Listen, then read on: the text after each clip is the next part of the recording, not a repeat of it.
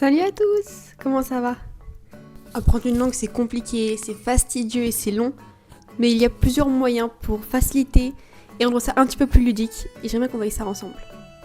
Tu veux dire quelque chose, Jaune? On va donc voir ensemble 7 moyens différents pour rendre l'apprentissage d'une langue plus ludique et différente que si vous étiez juste à votre bureau en train d'étudier avec un livre.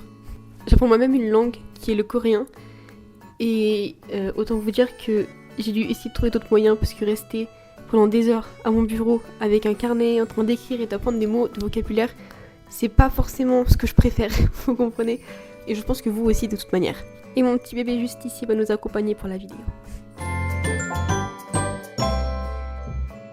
Commençons par la classico-classique des livres dans la langue que vous voulez apprendre. Franchement c'est simple, mais c'est ce qui fonctionne le mieux vu que du coup vous pouvez voir en action la grammaire que vous apprenez. C'est mon opinion, mais je pense qu'il est quand même préférable de prendre quelque chose qui vous plaît. Et quand je dis quelque chose qui vous plaît, c'est quelque chose que vous connaissez déjà. Donc moi en l'occurrence là j'ai pris AQ parce que je connais ce qui se passe dans ce tome-là. Et donc forcément c'est plus facile, excusez-moi, à comprendre que si je prenais quelque chose que je ne connaissais pas du tout. Je peux juste me concentrer sur la grammaire et sur les nouveaux mots de vocabulaire que je peux potentiellement apprendre. Puis en plus ça me fait plaisir puisque j'adore IQ. Deuxième choix, des livres pour enfants. Parce que finalement, comment est-ce qu'on apprend une langue quand on est enfant, même en France, en lisant des livres pour enfants? J'imagine que du coup la grammaire y est plus simple. Enfin, c'est même pas j'imagine, c'est la grammaire y est plus simple que si vous preniez un roman. Et donc forcément, la compréhension sera plus simple aussi. Donc là en l'occurrence, c'est Moumine. Il y a plein de grosses images. L'histoire est assez courte. Enfin, assez courte en vrai. En vrai c'est pas mal. Mais vous comprenez l'idée. Qui plus est, ce que je peux vous conseiller, c'est ça. Ce sont des post-it transparents. C'est ma maman qui les a achetés récemment. Et vous pouvez donc écrire dessus, mais toujours voir à travers votre page. Et pour le coup, c'est vachement utile. Et je trouve que ça facilite la compréhension, parce que comme ça, vous voyez le mot où il est, en même temps que, je sais pas, marquer sa traduction par exemple. Deuxième activité, c'est très simple, ce sera des jeux.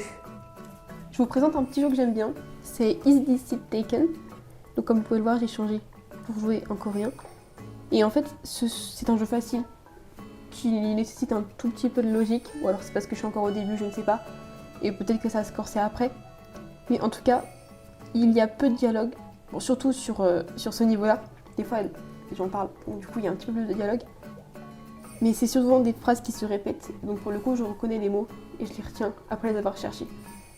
Et c'est vachement pas mal en vrai, si vous voulez essayer, c'est détente, c'est sans prise de tête. C'est comme vous voulez.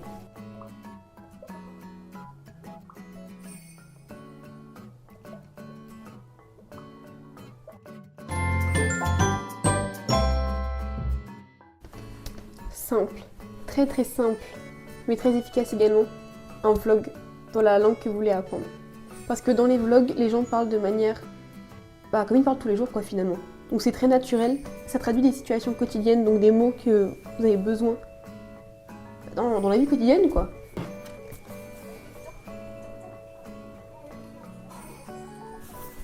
Encore une fois, le but c'est de prendre quelque chose que vous aimez parce que comme ça, vous n'avez pas l'impression que c'est une corvée, vous voyez. Vous avez juste l'impression de vous détendre devant une vidéo, ce qui en soi est le cas, sauf qu'en plus vous travaillez. En fait, il faut toujours mêler l'agréable, l'utile à l'agréable. C'est-à-dire l'agréable à l'utile, mais c'est quand même plus correct de l'autre côté. Toujours que ce soit fun, toujours que ce soit amusant. Parce que déjà, je pense que ça va mieux rentrer comme ça. Et également parce que sinon, c'est chiant, quoi. C'est chiant de fou. Personnellement, j'aime bien la K-pop, j'aime bien 3 groupes en particulier. Donc je regarde des vlogs des fans coréennes. Et comme ça, au moins, moi, ça me fait du bien parce que j'aime bien, c'est agréable. Et en plus, comme ça me fait travailler. Après, dans la même lignée, vous avez juste des vidéos autres que des vlogs, comme par exemple des vidéos sur des jeux vidéo, sur des jeux tout simplement. Encore une fois, quelque chose que vous aimez, c'est quand même le plus important. Moi, de mon côté, j'aime beaucoup regarder des vidéos de Let's Play Pokémon parce que ce sont des jeux que je connais beaucoup et que j'aime beaucoup. Donc forcément, tout ce qui est dialogue, surtout certains jeux, je les connais assez bien. Enfin, peut-être pas les dialogues non plus, mais vous voyez l'ambiance générale et ce qui se passe. Et pas mot pour mot ce que disent les PNJ, mais en tout cas, je sais un petit peu ce qu'ils peuvent se dire. Donc du coup, Voilà. Je regarde des vidéos de Pokémon, comme ça. Donc je pense en effet que c'est mieux que ce soit un jeu que vous ayez déjà fait. Comme ça au moins vous savez l'ambiance générale, vous savez ce que disent à peu près les personnages. Et comme ça quand vous voyez la traduction, enfin quand vous voyez en tout cas les mots apparaître dans l'autre langue que vous ne connaissez pas, et ben vous pouvez réussir à deviner ce qu'ils se disent. Et le dernier point que je voulais aborder aujourd'hui, c'était traduire une musique dans la langue concernée. C'est une technique que j'utilise beaucoup et que j'apprécie beaucoup parce que je trouve qu'on arrive mieux à retenir les mots dans ce contexte-là. Étant donné que en fait, quand vous écoutez une musique, après vous l'avez dans la tête et surtout que si vous traduisez les paroles, vous la prenez un petit peu en même temps. Donc quand vous l'entendez, vous vous rappelez des mots. Enfin moi en tout cas personnellement, c'est ce qui me permet le plus de retenir les mots parce que du coup j'écoute les musiques que j'ai traduites. Et après je retiens. Ça marche super bien. Je vais vous présenter mon petit site que j'adore, qui est relié à Spotify. C'est Music Match. Music Match avec un X. Voilà. Ça je l'utilise depuis un bon bout de temps. Vous allez là, puis dans lyrique. Ouais, et dans search. Ou dans rechercher.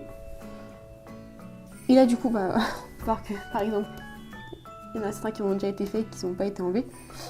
Donc là vous recherchez votre petit titre, l'artiste, la musique, n'importe quoi. Donc là prenons l'exemple de celle-ci, de Boy Next Door.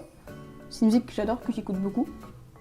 Donc là vous avez les paroles dans votre langue, enfin dans la langue dans laquelle est la musique. Et hop, traduction. Il y a plusieurs langues qui sont disponibles, ça dépend juste lesquelles sont disponibles pour la musique que vous avez sélectionnée. Donc le son il y a anglais, enfin c'est même sûr qu'il y a anglais. Et ensuite vous avez la traduction juste ici. Et donc vous avez juste à comparer ce que vous avez fait et à comparer avec la traduction qui a été écrite. Et voilà, c'était toutes les petites astuces que je pouvais vous transmettre et que j'utilise moi-même activement en espérant que votre apprentissage d'une langue puisse se faire de manière un peu plus ludique et agréable. Merci beaucoup d'avoir regardé la vidéo et je vous dis à la prochaine. Merci!